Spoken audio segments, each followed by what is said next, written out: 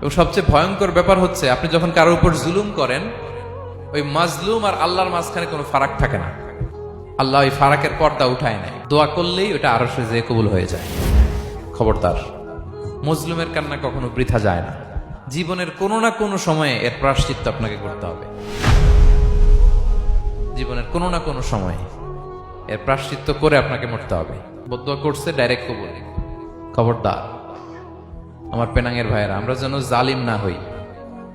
In it's any form, operation in it's any form, যেই কোনো ভাবে, যেই কোনো ক্ষেত্রে, যেই কোনো ধরনের হইতে পারে জুলুম। কাউকে আপনি ছোট্ট কোনো কাজে ঠকালেন, বন্টন নীতিতে ঠকালেন, হ্যাঁ, জমি মেরে দিয়ে ঠকালেন, আমানত মেরে দিয়ে ঠকালেন, ইন ইটস এনি ফর্ম যদি জুলুম করে থাকেন, খবরদার, মজলুমের কান্না কখনো বৃথা যায় না।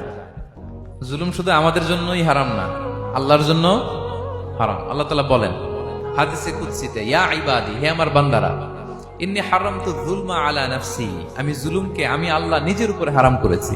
ওয়া জাআলতুহু বাইনাকুম মুহাররামা, এবং এই জুলুমকে তোমাদের উপর হারাম করেছি। ফালা তাযালামু, তোমরা একে অপরের উপর জুলুম করো না।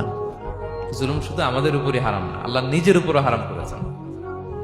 তাহলে জুলুমের সাথে কি মুমিনের কোনো সম্পর্ক থাকতে পারে? পারে না।